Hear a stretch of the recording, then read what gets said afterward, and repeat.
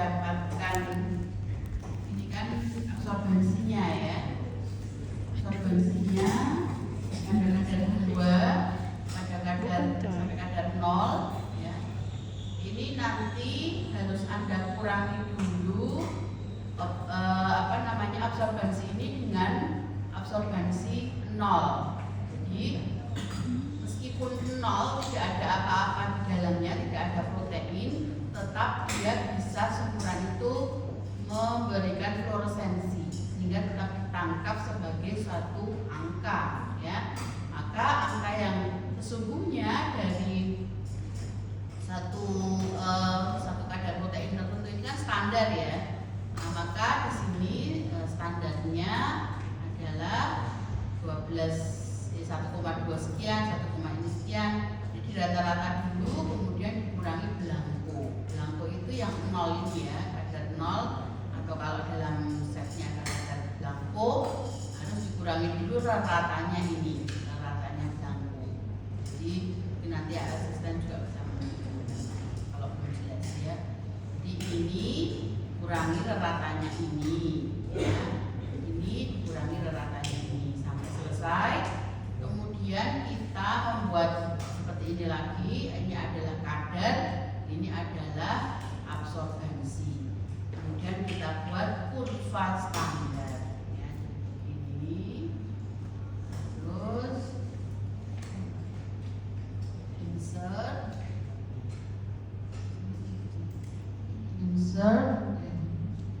terus ke sini ya.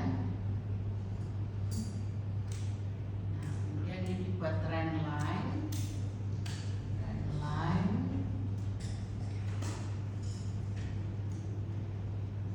Ini ya.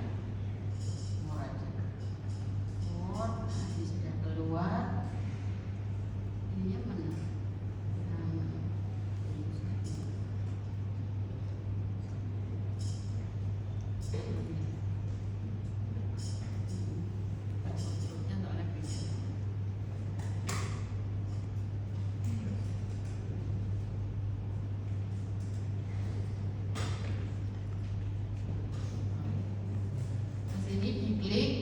Rumusnya equation dan R square-nya ya. R square-nya untuk melihat, nah ini rumusnya kan seperti ini.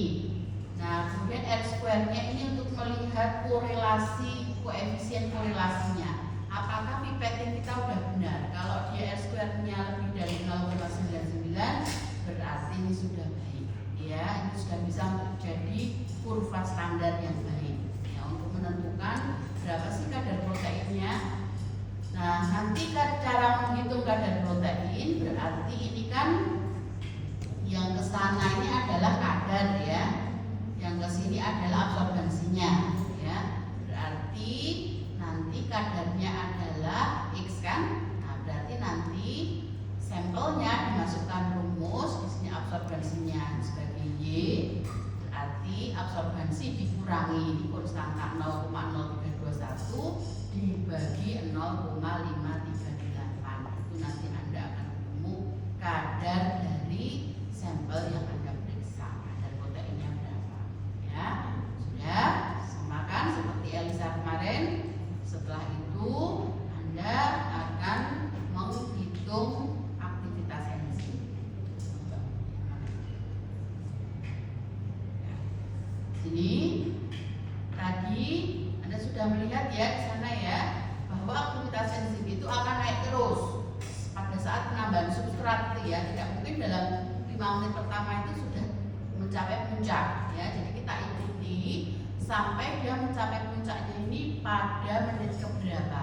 Nah kebetulan DP4 ini pada menit ke-20 ini sudah ada eksponensial, artinya peningkatan yang dari 0,352 menjadi 0,583. Nah kalau kemudian sudah plato ya berarti kita sudah tidak menggunakan ya.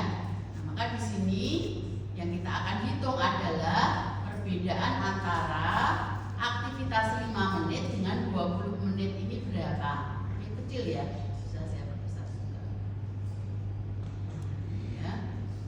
Nah ini ya. Terus nanti di sini kemudian kan, setelah dikurangi, nah kemudian setelah dikurangi akan dibagi menitnya. 5 dan 20 itu kan berarti selisihnya 15 menit. Nah, jadi harus dibagi 15. Ini kan G5 dikurangi F5 ya, dengan absorbansi dikurangi buffernya dulu ya. Kemudian akan menjadi dibagi 15. Nah, berarti delta absorbansinya ini kemudian dimasukkan baru ke rumus. Nah, rumusnya seperti yang A sama dengan ECL ya.